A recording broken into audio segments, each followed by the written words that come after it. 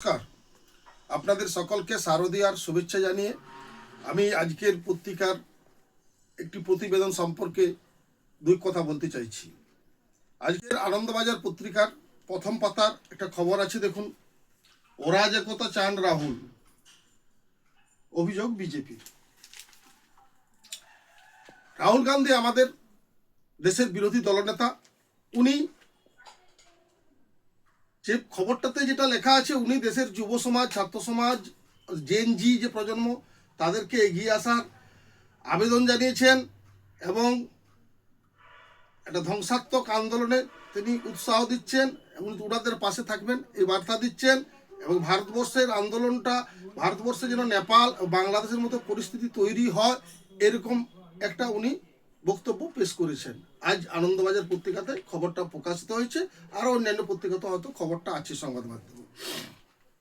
আমি যে বিষয়টা আপনাদের কাছে তুলে ধরতে চাইছি, রাহুল গান্ধী আমাদের দেশের বিরোধী দলনেতা। রাজনীতির সাধারণ জ্ঞানটুকু থাকলে তিনি এই ধরনের কথাবার্তা বলতেন বলে আমার মনে হয় না। কারণ ভারতবর্ষ বিশ্বের বৃহত্তম গণতান্ত্রিক শক্তিশালী রাষ্ট্র। এখানে সরকার পরিবর্তন হয় গণতান্ত্রিক প্রক্রিয়ার মাধ্যমে। তাই ভারতবর্ষের যুব সমাজকে ধ্বংসাত্মক আন্দোলনে প্ররোচনা দেওয়া রাহুল গান্ধীর মতো একজন নেতার যে বিবৃতি দিয়েছেন, এটা প্রতিবাদযোগ্য, এটা সমর্থন করা যায় না। আমাদের নির্বাচন যে ব্যবস্থা পরিচালনা করেন নির্বাচন কমিশন। ভারতবর্ষের নির্বাচন কমিশন সম্পূর্ণ স্বাধীন, সম্পূর্ণ এরা নিজেদের মতো করে নির্বাচন ব্যবস্থা পরিচালনা করেন। এটা কংগ্রেস আমলেও ছিল, বর্তমানেও আছে, আগামী দিনেও এটা থাকবে। সরকার পরিবর্তন নির্বাচন প্রক্রিয়ার ভিতরে অংশগ্রহণ করে গণতান্ত্রিক ব্যবস্থার ভিতরে মানুষের সাথে, মানুষের বিষয় নিয়ে আন্দোলন করে সরকার পরিবর্তন হয় বা কোনো সরকার আরও স্টে করে যায়, থেকে যায়।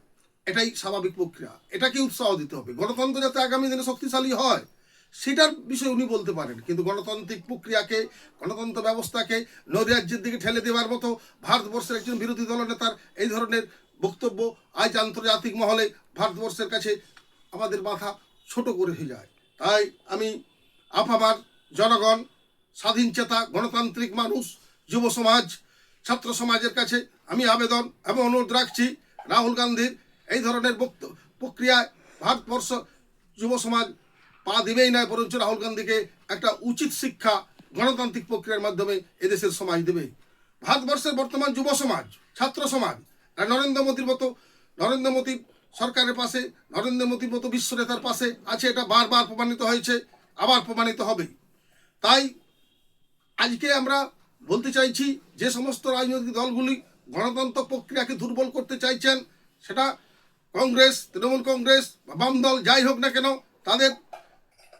তাদেরকে এই দেশের জনসমাজ, এই দেশের জনগণ, ছাত্র সমাজ উপযুক্ত শিক্ষা দেবে নির্বাচনের মাধ্যমে, সেটাই আবার স্মরণ করে দিতে চাই।